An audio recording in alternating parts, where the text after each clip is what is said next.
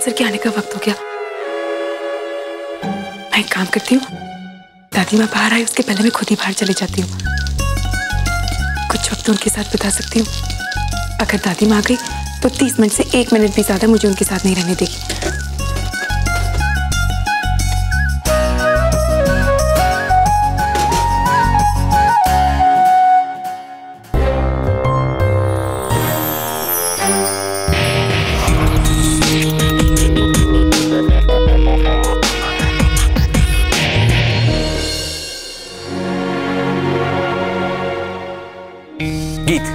आज सारा दिन मुझे तुम्हारी वजह से परेशान होना पड़ा और उसकी भरपाई में तुम मुझे एक कप कॉफी पिला रही। ये कॉफी नहीं है, चाय है। चाय मेरे लिए? तुम तो अच्छी तरीके से जानती हो गीत कि मुझे ब्लैक कॉफी पसंद है, वो भी शुगर फ्री। पर मैंने कब कहा ये चाय आपके लिए? ये चाय मैं अपने लिए लाई हूं। गीत, तुमने तो मेरे बारे में सोचना ही छोड़ दिया। आज जो मुझे तुम्हारी वजह से परेशानी उठानी पड़ी है उसके लिए तुम्हें मुझसे माफी मांगनी चाहिए थी, मगर नहीं, तुम तो उल्टा मुझे तेवर दिखा रही हो। और हाँ, आज जो पूरा दिन ऑफिस में बैठकर मैं तुम्हारी ये बढ़िया। अगर मैं ऑफिस आऊं या ना आऊं, मगर अगर आपको कोई परेशानी हो रही है जिसके बारे में मुझे नहीं पता, फिर भी जिम्मेदार मुझे ही ठहराया जाता है।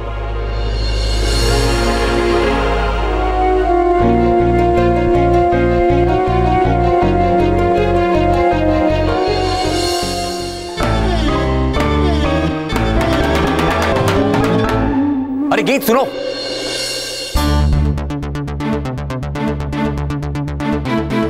गीत, गीत।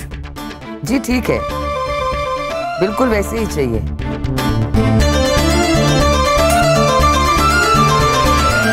हाँ ठीक ठीक, ओके। शादी के लिए घर के डेकोरेशन की जिम्मेदारी आपकी। Okay, alright, that sounds wonderful. Okay जी।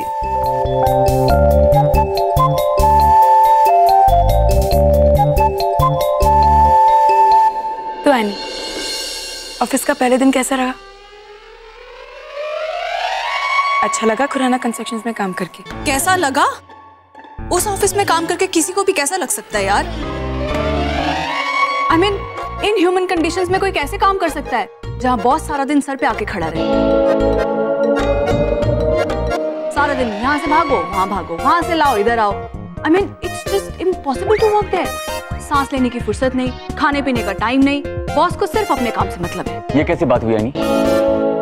एक दिन ऑफिस में जरा सा काम क्या कर लिया तुम तो मेरी बेइज्जती करने लग गई। कहीं बाहर जाके काम करके देखो तब पता चलेगा खुराना कंस्ट्रक्शन में वर्कर्स का कितना ख्याल रखा जाता है। हाँ, कितना ख्याल रखा जाता है और किसी के काबिलियत की कितनी कदर की जाती है, वो मुझसे बेहतर तो कोई भी नहीं जानता। मतलब? अच्छा ये बताओ गीत, क्या मैंने तुम्हारी काबिलियत की कभी कदर नहीं की? की है ना सर, बहुत की है। मैं अब तक वो हाउसिंग प्रोजेक्ट के बारे में नहीं भूली। याद है आपने मेरा क्या हाल किया था? एक क्लाइंट था मिस्टर खन्ना, उनको प्रेजेंटेशन देनी थी और इनकी टीम उसे बराबर से तैयार नहीं कर पाई थी। मैंने बस थोड़े आइडियाज दे दिए और क्लाइंट्स को वो आइडियाज तुरंत पसंद आ गए और उन्होंने प्रेजेंटेशन अप्रूव कर दी। पता है, इन्होंने मेरी तारीफ तो क्या, मुझे इतना कुछ सुनाया।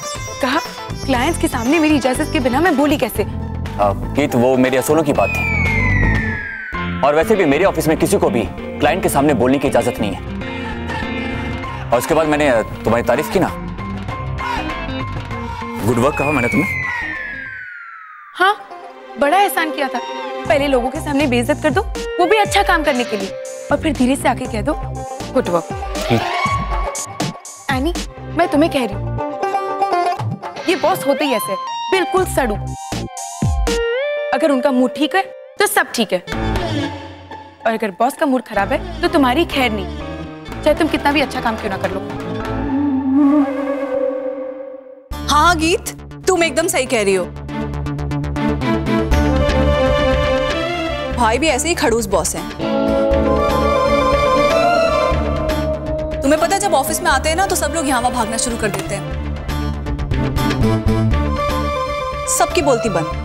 वही तो मैं कह रही हूँ आनी। मैं तो सोच रही हूँ मुझे ना कहीं और नौकरी कर लेनी चाहिए। इतना एक्सपीरियंस तो है मुझे कि मुझे कहीं और नौकरी मिल जाएगी जहाँ मेरे काम की कदर हो और जहाँ मेरा बॉस मुझ पे बात बात पर गुस्सा ना हो। जैसे इंडियन पेंट्स है ना। हाँ, मगर हमेशा वो डर रहेगा कि वो कंपनी कोई और ना खरीद ले। अब गीत, वो कंपनी मैंने तुम्हारी वजह से नहीं खरीदी थी, समझे तुम? दादी माँ आप ही कहिए, मैं कुछ गलत कह रही हूँ क्या? भाई ये तो मैं नहीं जानती हूँ। मैं तो सिर्फ इतना जानती हूँ कि आपके आधे घंटे में से 10 मिनट तो खत्म हो चुके हैं। जिसका मतलब है कि आपके पास आज सिर्फ 20 मिनट और बचे हैं साथ में बिताने के लिए।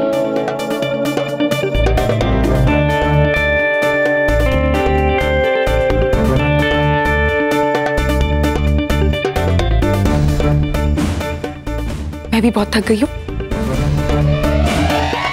मैं अपने कमरे में जाके आराम करती हूँ।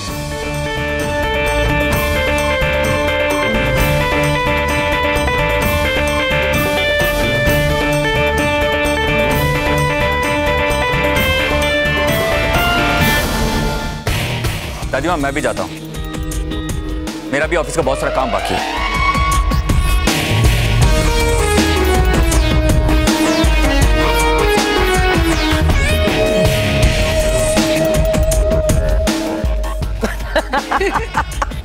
अब आएगा मजा, है ना? मैंने तो बोला ही था दादी। आप हमें ये बताइए कि आपने ऐसा क्यों किया? ओह माय गॉड, आता ही झगड़ा। कुछ और बात कर लीजिए, यही पूछ लीजिए कि ये ऑफिस किसका है। हमने पता लगा लिया है, ये ऑफिस आपका है और आप इस कंपनी के एमडी हैं। कोई और वक्त होता तो हम आपसे जरूर पूछते कि आपने इतना सारा काम इतनी जल्दी कैसे कर लिया, लेकिन इस वक्त ये सारी बातें बेबुनियाद हैं। आप हमें ये बताइए कि आपने हमारे 25% शेयर्स मानवीर जी को कैसे दे दिए? आपकी यही प्रॉब्लम है नयनतारा, आपको गुस्सा बहुत जल्दी आता है। इसी वजह से आपको कुछ भी बताने से डर लगता है कि कहीं एक्साइटमेंट में आकर आप कुछ गलत ना कर बैठे। ये हमारे सवाल का जवाब नहीं है अर्जुन। नयनतारा, मैंने जो कुछ भी किया आपकी खुशी के लिए किया है। लड़ाई झगड़े से कभी कुछ हासिल नहीं होता, इसलिए मैंने इस झगड़े को खत्म कर दिया। दुनिया के कोई भी शेयर्स, कोई भी दौलत मेरे लिए आपकी खुशी से बढ़कर नहीं है। मैं चाहता हूं कि आप भी सुकून भरी जिंदगी जिएं, लेकिन इसके लिए पुरानी बातों को भुलाना जरूरी है। ये नामुमकिन है अर्जुन, हम पुरानी बातों को कभी नहीं भुला सकते और हम मानवीर जी को कभी भी माफ नहीं कर सकते।